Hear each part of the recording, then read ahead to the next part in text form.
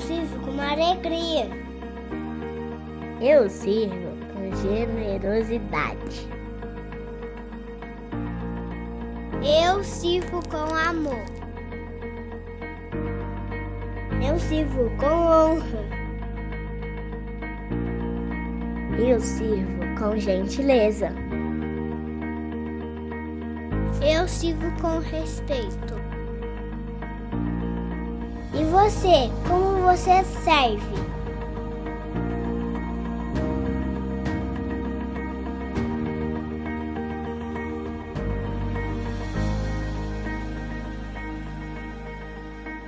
Olá, tudo bem? Que bom que você está aqui conosco hoje. Estou muito feliz mesmo, porque nada é por um acaso. E o fato de você ter acessado hoje essa mensagem também, eu acredito que tem um benefício na sua vida, tem uma direção do Espírito. Deus quer fazer algo aí no seu coração. Por isso, fica atento a tudo que vai acontecer hoje. Esteja preparado para receber essa ministração, porque quem sabe Deus não vai responder muitos dos seus anseios e trazer direção para a sua vida. Por isso eu quero convidar você a fechar os seus olhos, a orar conosco, pedindo ao Pai que venha falar ao seu coração. Deus, nós queremos te agradecer porque hoje é o dia que o Senhor separou para que nós possamos estar juntos enquanto igreja. Hoje é o dia que o Senhor separou para falar conosco de maneira específica, Pai. E Deus, há muitos anseios, há muitas perguntas, as pessoas estão precisando de luz, de direção. Por isso fala, Pai, a cada coração nessa hora, em cada lugar, onde essa mensagem for assistida, que o Senhor possa revelar a Tua presença de maneira sobrenatural e que as pessoas tenham um encontro revelador com o Senhor. E é por isso que eu oro e eu te agradeço em nome de Jesus. Amém. Essa mensagem faz parte de uma série de mensagens chamada Amor que Serve. Amor que Serve é a nossa campanha de Natal e eu creio que você já está crescendo muito, tanto no amor quanto no serviço, não é verdade? E hoje eu quero convidar você a abrir a sua Bíblia comigo em Filipenses capítulo 2, verso 1. Corre aí, destrava a sua Bíblia, o seu aplicativo, ou abra a sua Bíblia, Filipenses capítulo 2, verso 1. Enquanto você procura, você pode dar um joia, um like aqui nesse vídeo, porque isso vai fazer com que o YouTube propague melhor, né? Leve a mais famílias, a mais casas. E quando você deixa o seu like aqui, você está sendo usado por Deus para propagar esse conteúdo. Se você ainda não é assinante da nossa página, do nosso canal, assine aqui, você vai receber tudo em primeira mão. Então vai ser muito importante, você vai ser abençoado ao assinar também o nosso canal. Filipenses capítulo 2, verso 1. O texto diz assim: há alguma motivação por estar em Cristo? Alguma consolação que vem do amor? Alguma comunhão no Espírito? Alguma compaixão e afeição? Então completem a minha alegria, concordando sinceramente uns com os outros, amando-se mutuamente, trabalhando juntos, com a mesma forma de pensar e um só propósito. Não sejam egoístas, nem tentem impressionar a ninguém. Sejam humildes e considerem os outros mais importantes do que vocês. Não procurem apenas os próprios interesses, mas preocupem-se também com os interesses alheios. Tenham a mesma atitude demonstrada por Cristo Jesus. Embora sendo Deus, não considerou que ser igual a Deus fosse algo que ele deveria se apegar. Em vez disso, esvaziou-se a si mesmo, assumiu a posição de escravo e nasceu como ser humano. Quando veio em forma humana, humilhou-se e foi obediente até a morte de cruz. Por isso, Deus o elevou ao lugar mais alto de honra e lhe deu o nome que está acima de todos os nomes. Amém, querido? Esse é um texto muito forte, um texto poderoso. Essa é a palavra de Deus revelada a nós e eu creio que Deus tem algo para fazer aí no seu coração, na sua vida. Porque hoje nós vamos falar como é que um cristão deve viver, como é que um cristão deve se comportar nos dias de hoje. E para isso eu convido você a mais uma vez olhar para o seu texto e, se você pode, por favor, não feche a sua Bíblia, mantenha ela aberta, pega um bloco de anotações e anote para que você possa aprender e reter o máximo possível. E eu queria que você percebesse como Paulo começa aí o seu versículo 1. Eu queria que você fosse sensível nesse momento para perceber o que o apóstolo Paulo ele quer dizer. Versículo 1 ele diz assim, ele começa fazendo algumas perguntas. Alguma motivação por você estar em Cristo? A segunda pergunta é, alguma consolação que vem do amor? Alguma comunhão no Espírito? Alguma compaixão e afeição? De maneira muito simples e resumida, o que Paulo está perguntando é, vocês de fato são cristãos? Vocês de fato conhecem a Deus? Vocês foram convencidos da verdade ou vocês foram convertidos na verdade?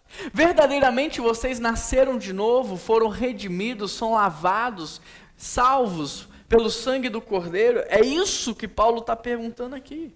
Por quê? Porque se vocês são cristãos, Paulo vai dizer, vocês devem viver então como cristãos. E é justamente isso que Paulo vai nos ensinar ao longo dos versículos. Como é que um cristão deve se portar? Como é que um cristão deve viver? Olha só, em primeiro lugar, para Paulo, o cristão ele tem que ser um reconciliador. Se você está anotando, anote aí. Em primeiro lugar, ele tem que ser reconciliador. Verso 2. Então completem a minha alegria, concordando sinceramente uns com os outros, amando-se mutuamente e trabalhando juntos com a mesma forma de pensar e um só propósito. O que Paulo está dizendo é, se vocês são cristãos, igreja, completem a minha alegria. Agora, sabe como é que os cristãos poderiam completar a alegria de Paulo? É muito simples, vivendo como cristãos. Aproveitando o embalo desse texto, sabe como é que vocês podem completar a minha alegria enquanto pastor de vocês? Não é só participando aqui do nosso culto online. Não é só contribuindo financeiramente, dando a sua oferta, o seu dízimo. Não, é muito mais do que isso. Completem a minha alegria enquanto pastor de vocês, sendo um bom marido, uma boa esposa, bons pais, excelentes profissionais, exemplos na sociedade. Sejam generosos, sejam pacificadores, sejam reconciliadores. Veja o que Paulo diz, concordem sinceramente uns com os outros. Querido, olha que interessante. Porque a moda hoje em dia não é concordar. A moda hoje em dia é discordar. Não é verdade? Olha que interessante, porque nesse mundo moderno, o legal é você discordar de tudo e de todos, é você ter outra opinião. O tempo todo nós vemos aqueles que têm prazer, essas pessoas têm prazer em questionar, em ser do contra, em discordar. Agora me diz, quem foi o primeiro questionador? Quem foi o primeiro? Quem foi o primeiro a discordar? Quem? Quem foi o primeiro a ser do contra? Foi o diabo, percebe? E a segunda pessoa a fazer isso, quem foi? Adão e Eva, também influenciados pelo diabo. Por isso, quando você age dessa maneira, quando você é sempre do contra, quando você discorda de tudo, quando você tem prazer em ser um questionador, eu te pergunto, você está servindo a quem? Porque a Deus não é. A quem que você está servindo? Quando você age assim, você acha que está agradando a quem? Porque a Deus não é. O diabo foi do contra, ele discordou, ele questionou, e o que aconteceu com o diabo? Ele foi expulso do céu e condenado ao inferno. Adão e Eva, coitados, influenciados pelo diabo, também questionaram, discordaram e foram do contra. E o que aconteceu com Adão e Eva? Também foram expulsos do paraíso. Deu para entender? Agora me diz, você já viu alguém que é do contra, alguém que tem prazer em questionar, prosperar na vida? E quando eu digo prosperar, eu não estou falando só de dinheiro não. Porque prosperidade bíblica é uma família grande, feliz, é uma descendência, é saúde, é recurso para o presente e recurso para o futuro. Você já viu algum questionador, alguma pessoa do contra prosperar biblicamente? Não.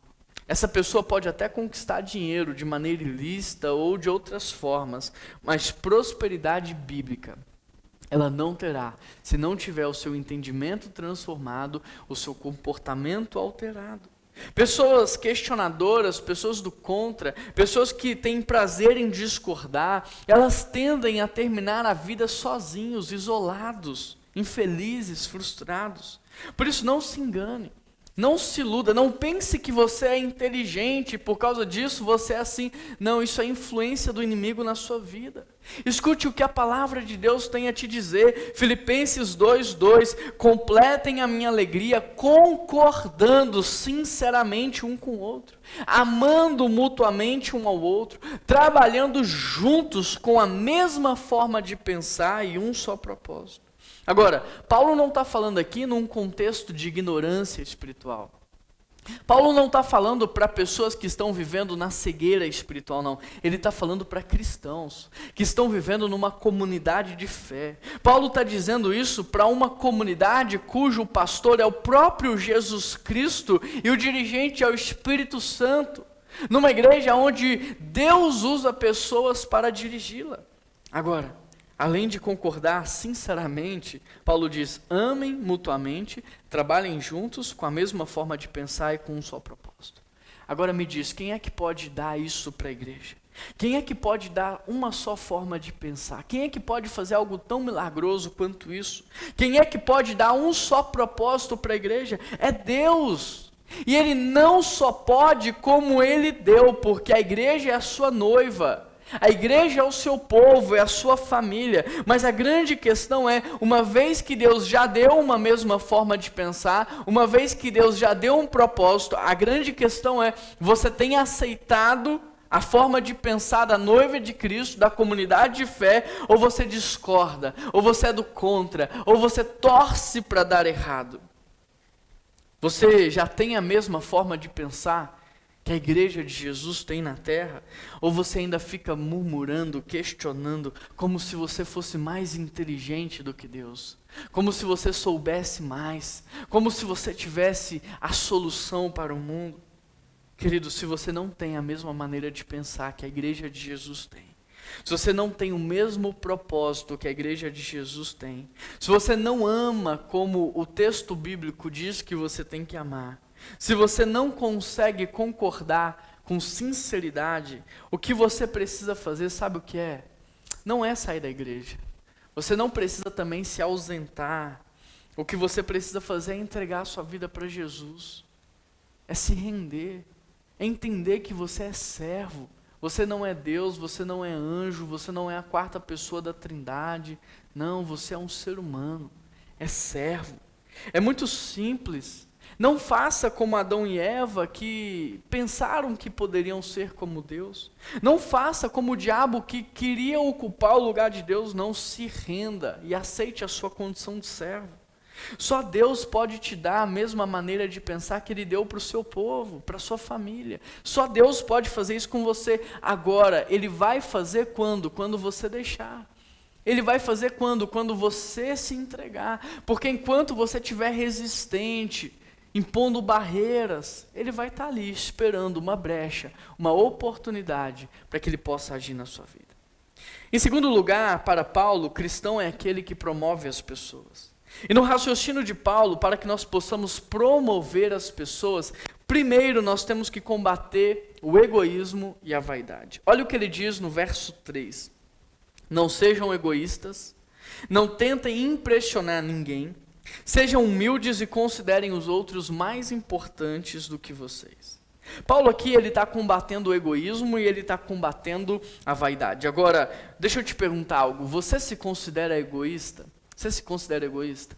Se você não sabe, basta perguntar para qualquer pessoa que convive com você. Porque o egoísmo é algo claro e evidente para todos, não tem como esconder. Interessante porque uma pessoa egoísta e vaidosa é aquela que pensa ter direitos a requerer. E, por exemplo, se tem alguém que tinha direitos a requerer, era o próprio Jesus Cristo. Ele tinha o direito de ser obedecido por todos os homens. Jesus Cristo tinha o direito de ser adorado por toda a criação. Ele tinha o direito de ser respeitado por toda a liderança, honrado e admirado por toda a humanidade. Cristo sim tinha o direito a todas as coisas. Mas o que vemos é que, embora ele tivesse de fato os direitos, sabe o que ele fez? Ele abriu mão. Ele abriu mão de modo que Jesus foi açoitado, humilhado, crucificado. Portanto, o que Paulo está dizendo é: o egoísta, ele acha que tem direitos a requerer. Ele acha que ele é mais importante, que portanto ele deve ser favorecido. Ele acha que tem o direito de ser elogiado. Ele acha que tem o direito de ser promovido. Ele acha que tem o direito de ser respeitado. Só que ele se engana, porque o cristão é equiparado ao servo e o servo é equiparado ao escravo. E o escravo não tem direito a nada. Percebe? Tudo que ele recebe de bom é graça, é favor imerecido, porque ele não tem direito, ele não merece nada. Por isso o escravo, ele não se sente insultado quando seus direitos lhe são privados. Por isso o escravo não se sente magoado quando os seus direitos, os seus privilégios lhe são retirados. O escravo não guarda rancor ao ser maltratado. O escravo, ele não busca ser honrado, ele não faz nada buscando aplausos. Por quê? Porque ele sabe que ele não merece, ele sabe que ele não tem direito, ele entende a sua condição de escravo. Toda bondade que o escravo recebe, ele entende que é por graça, que é favor imerecido. Por isso, o egoísmo não combina com o cristianismo, porque o egoísta pensa que ele merece, que ele chegou onde chegou porque ele é bom, que ele tem mérito em tudo o que acontece. Só que o cristão é aquele que sabe que não merece nada. O cristão é aquele que entende a sua condição de servo. Ele sabe que depende de Deus para respirar, para acordar, para levantar, para trabalhar. Ele entende que tudo de bom que lhe acontece é por causa da graça, da bondade de Deus. Por isso eu te pergunto, você de fato se converteu ou você foi convencido? Porque se você ainda se coloca na condição de que tem direitos a receber, é porque você não entendeu quem você é e o que Jesus Cristo fez por você. E o que você está vivendo hoje, possivelmente, é o mesmo que eu vivi também durante muitos anos da minha vida, onde eu pensei que era um servo de Deus, mas depois, anos depois, eu descobri que não era. E sabe por quê? Porque sempre que algum direito me era privado, eu ficava magoado. Sempre que um privilégio não me era dado, eu ficava chateado. Sempre que eu servia e não era aplaudido, eu ficava cheio de mimimi no meu coração. Fazia as coisas buscando a glória do meu nome, a honra do meu nome, reconhecimento próprio. Até que um dia a ficha caiu e eu entendi quem eu era, o que Jesus fez por mim e o que eu deveria fazer. Querido, olha para Jesus. Jesus, ele não fingiu ser um servo. Jesus, ele não representou um servo, ele tornou-se um servo. Podemos perceber isso porque depois de apanhar muito, ser humilhado, ao invés de sentir raiva, de revidar, de punir, o que Jesus faz? Ele pede a Deus para perdoar as pessoas porque elas não sabem o que elas estão fazendo. Isaías 53 nos diz que embora ele foi oprimido e afligido, ele não abriu a sua boca. Portanto, ser um servo de Deus, portanto, servir, é ter o mesmo pensamento que Jesus Cristo teve. Ser um servo de Deus é ter o mesmo sentimento que houve em Cristo Jesus, é ter a mesma reação diante das intempéries e injustiças. Ser servo é você ter a mesma atitude, a mesma ação que houve em Jesus. Jesus não tinha só a casca de servo. Ele sentia como um servo, ele pensava como um servo, ele agia como um servo. A segunda coisa que Paulo diz ainda nesse versículo é: não tente impressionar as pessoas. O que nós precisamos entender é que ser cristão é andar de fato no contrafluxo do mundo, porque o mundo diz que você tem que impressionar. O mundo diz que você tem que causar uma boa impressão. Agora, o que o texto está dizendo aqui é: não façam nada com a motivação de impressionar. Presta atenção, o que Paulo está dizendo é: a boa impressão não tem que ser um objetivo direto, a boa impressão tem que ser uma consequência. Deu para entender a diferença? Em outras palavras, o que Paulo está tentando dizer é: egoísmo e vaidade só vão promover desunião e inimizade. Portanto, para que haja união na igreja, união na família, união no trabalho, para que haja de fato essa amizade, olha o que Paulo vai nos dar como dica: sejam humildes e considerem os outros superiores, mais importantes do que vocês. Versículo 3. O que eu tenho aprendido, querido, é que humildade não é índole. Ninguém nasce humilde. Humildade é uma decisão. E ser humilde é saber quem você é. Agora, você sabe quem você é? Se você não sabe, deixa eu te refrescar a memória. Você é um pecador que Deus decidiu adotar como um filho. Você é um filho que faz parte de uma família espiritual. É isso que você é. Você não é médico, você não é advogado, você não é professor, você é um filho de Deus. Alguém que Ele decidiu adotar e trazer para a sua família espiritual. Ser humilde é você saber que na família de Deus não há preferências. Todos os filhos são iguais, todos os filhos são amados, não há um filho que é mais amado do que o outro, não, todos os filhos são amados por Deus. Além da humildade, Paulo diz, considerem os outros superiores a você mesmo e procure ajudá-los. Em outras palavras, o que Paulo está dizendo aqui é, promova quem estiver perto de você. Não tente você subir à custa de quem está perto, mas promova as pessoas. Ao invés de atrair elogios para si, elogie as pessoas. Ao invés de usar as pessoas como trampolim para você crescer, ajude as pessoas a crescer. Querido, perceba algo aqui. Um cristão verdadeiro é alguém que, primeiro, ele reconcilia as pessoas e, em segundo lugar, ele promove as pessoas. Em terceiro lugar, um cristão é aquele que tem o mesmo estilo de vida de Jesus. Verso 5, olha o que Paulo diz, tenham a mesma atitude que houve em Cristo Jesus. Tenham a mesma atitude demonstrada por Cristo Jesus. Algumas versões, talvez a sua, traga a palavra sentimento. Outras trazem a palavra atitude. Mas o verdadeiro sentido desse texto, ele é muito mais rico do que atitude e sentimento. Essas duas palavras, elas não conseguem demonstrar o real significado do texto. Por exemplo, no original, a palavra aqui ela é frônesis. E o que significa frônesis? Frônesis não é só sentimento, frônesis não é só atitude. Frônesis é você ter o mesmo pensamento que houve em Cristo Jesus, o mesmo sentimento que houve em Cristo Jesus e a mesma ação. Só é frônesis quando você tem os três ou as três ações reunidas e juntas. Por isso, quando o apóstolo Paulo diz, tenham em vós o mesmo sentimento, a mesma atitude, o que ele está querendo dizer é, tenham em vós o mesmo padrão mental, o mesmo padrão de sentimento e o mesmo padrão de comportamento que Jesus Cristo teve. Ou seja, pense como Jesus. Tenha os mesmos desejos e vontades que Jesus Cristo teve. Olhe como Jesus olhou para as pessoas. Fale como Jesus falou. Reaja como Jesus reagiu. Agora me diz, como seria a sua família se de fato isso fosse uma verdade na sua vida? Se você de fato imitasse a Cristo, como seria a sua família? Como seria o seu ambiente de trabalho se você pensasse como Jesus pensou, se você falasse como Ele falou, se você olhasse como Ele olhou, se você perdoasse como Ele perdoou, se você amasse como Ele amou? Como? Você consegue imaginar o impacto da sua vida no mundo se você de fato imitasse a Cristo? É por isso que Paulo diz, tenham em vós, e aqui em vós também significa entre vós, o mesmo sentir, o mesmo querer, o mesmo pensar e o mesmo efetuar.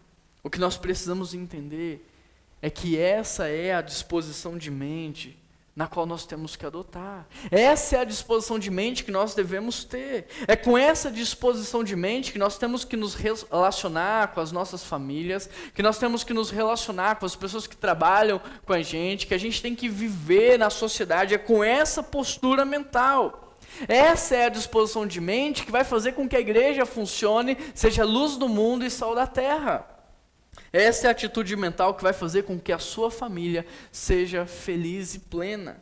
Essa é a atitude mental que vai tornar você cada dia mais parecido com Jesus. Em outras palavras, padrão de pensamento modela comportamento e comportamento autoriza a intervenção espiritual. Por isso tenham em vós e entre vós o mesmo padrão mental, o mesmo padrão de comportamento que houve em Jesus. Olha só, Em quarto lugar, o cristão, ele deve se esvaziar para servir. Verso 6. Embora sendo Deus, não considerou que ser igual a Deus fosse algo que devesse se apegar. Verso 7. Em vez disso, esvaziou-se a si mesmo, assumiu a posição de escravo e nasceu como ser humano, quando veio em forma humana. Deixa eu te fazer uma pergunta. Você acha que você consegue conhecer uma pessoa apenas olhando para sua foto? Não. Sabe por quê? Porque a pessoa não está na foto, ali tem uma imagem dela. Mas para você conhecer uma pessoa, você precisa se relacionar com ela. Portanto, ao olharmos para Jesus, nós veríamos um homem, um servo. Mas ao nos relacionarmos com ele, nós encontraríamos a Deus.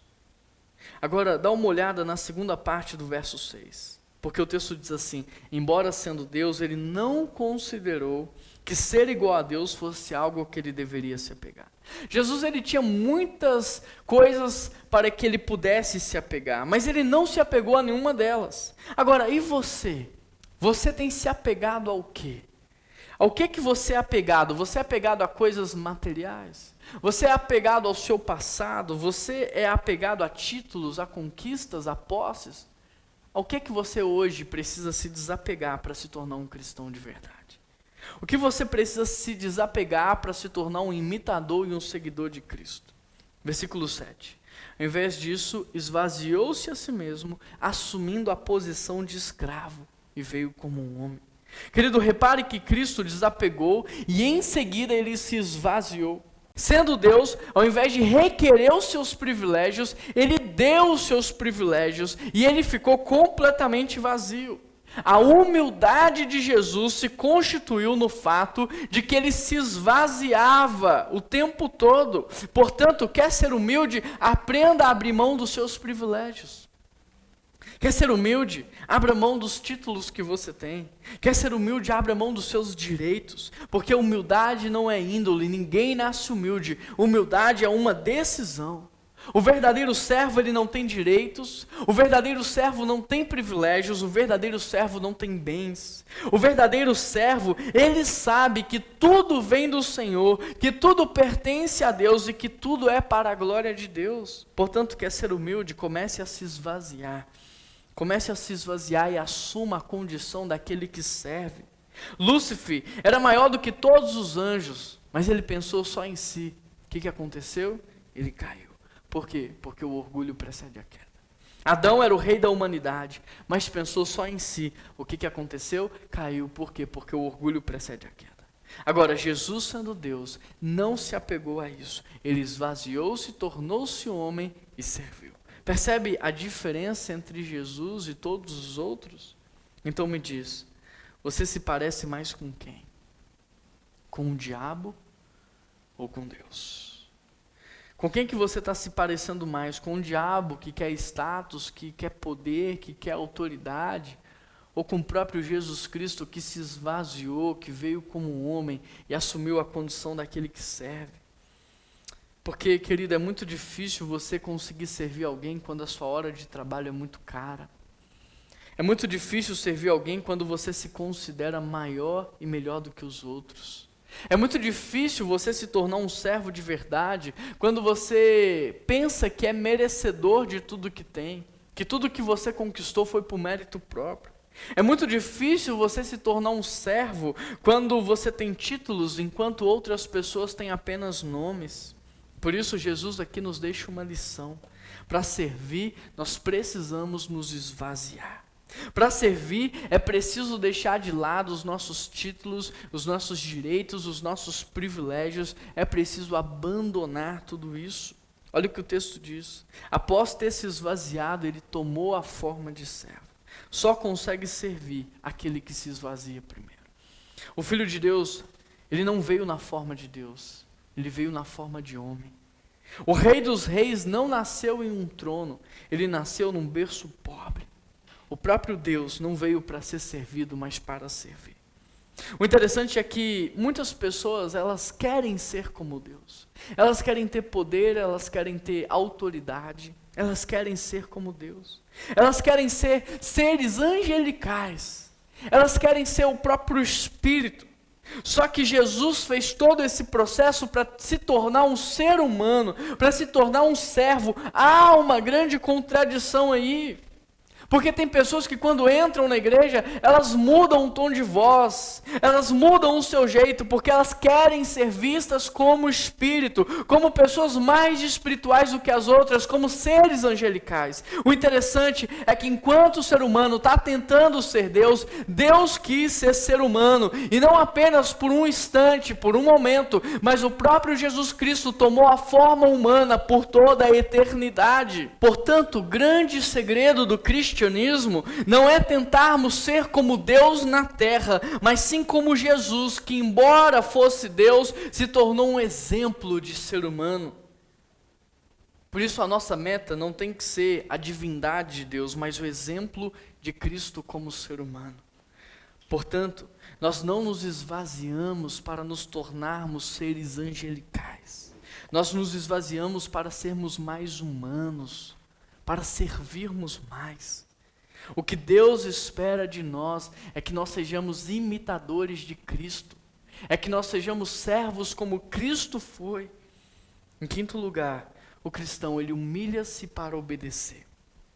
Veja o que Paulo diz no verso 8, humilhou-se e foi obediente até a morte e a morte de cruz. Se você olhar para o pecado de Lúcifer, para o pecado de Adão, para o pecado de Eva, você vai perceber que tudo começa com orgulho.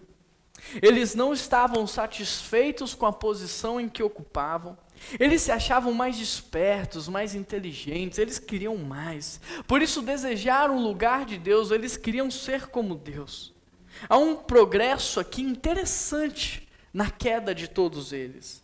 A progressão da queda é: orgulho gera rebelião de coração e rebelião gera desobediência. Repare isso, perceba. Orgulho gera um coração rebelde, e um coração rebelde gera uma postura de desobediência. Agora, enquanto Lúcifer agiu assim, Adão agiu assim, Jesus não.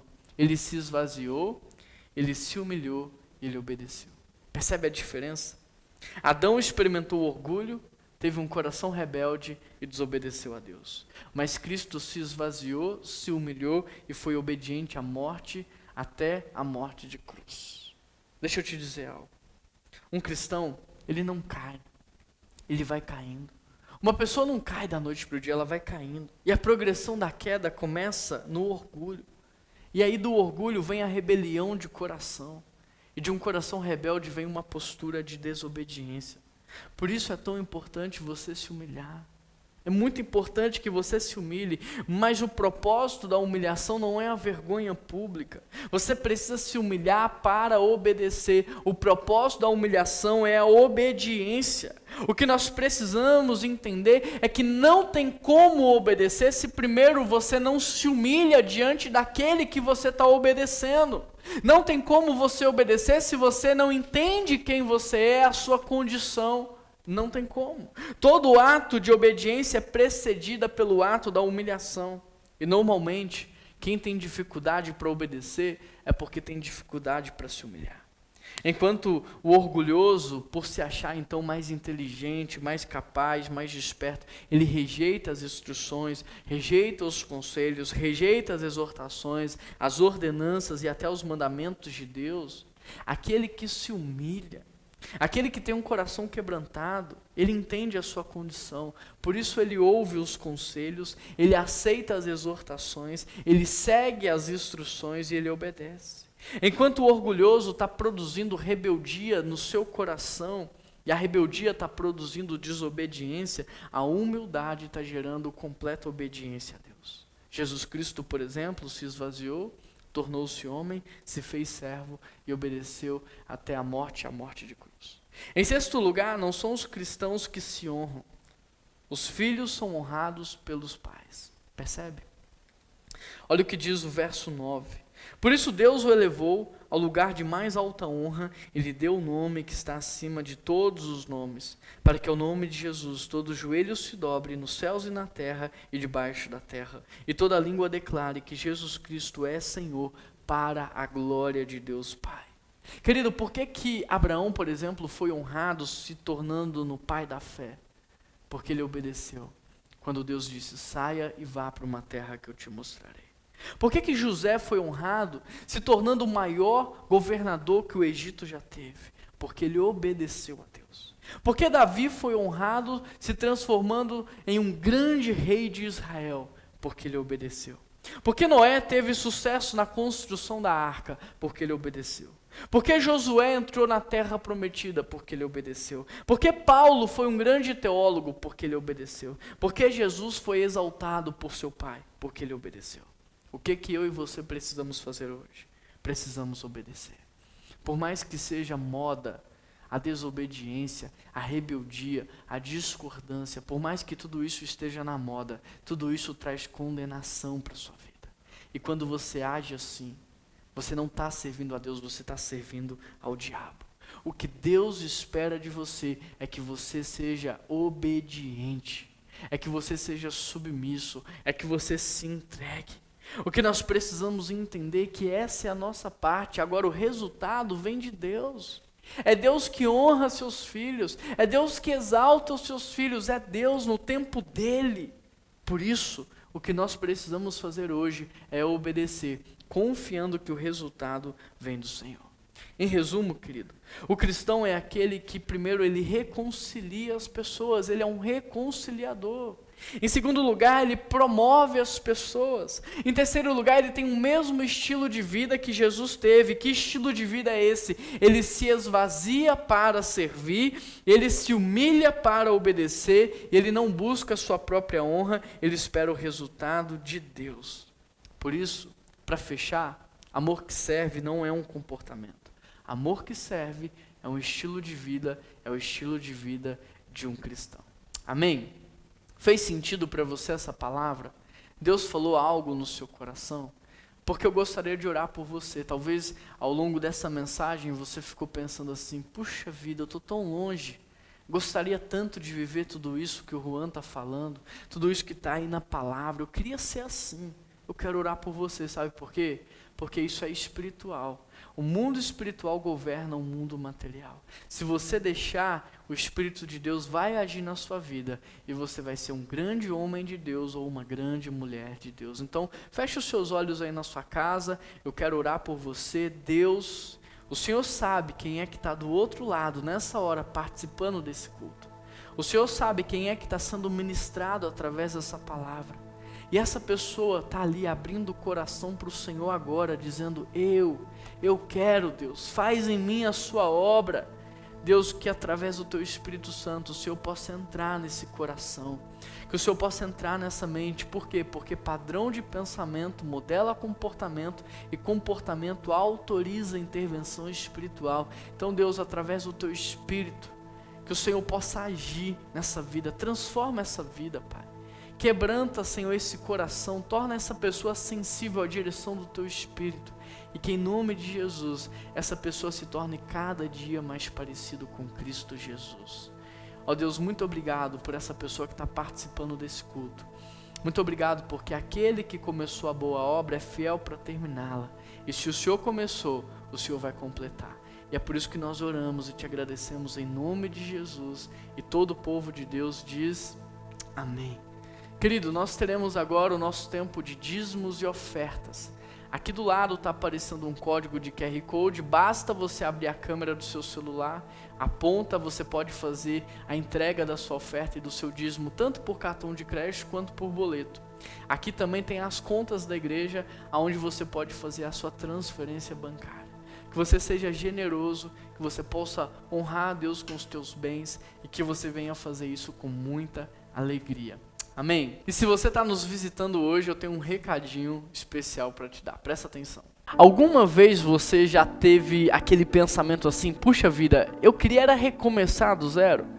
Puxa vida, eu queria passar uma régua e recomeçar e começar tudo de novo. Já pensou nisso? Se você já pensou nisso ou está pensando agora, eu gostaria de te dar um grande presente. Mas olha, esse presente é exclusivo para você que começou a participar dos nossos encontros. Aponta a sua câmera de celular para esse código de QR Code ou dá uma olhada no primeiro link aqui na nossa descrição. Clica nele, você vai ser direcionado para uma conversa de WhatsApp do nosso número. E aí sabe o que vai acontecer? Você vai escrever assim, ó, recomeço, você vai nos enviar e aí eu faço questão de te enviar um presente muito especial, tá bom?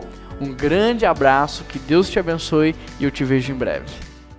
E aí, manda agora pra gente uma mensagem falando recomeço e você vai ser presenteado com um conteúdo muito especial.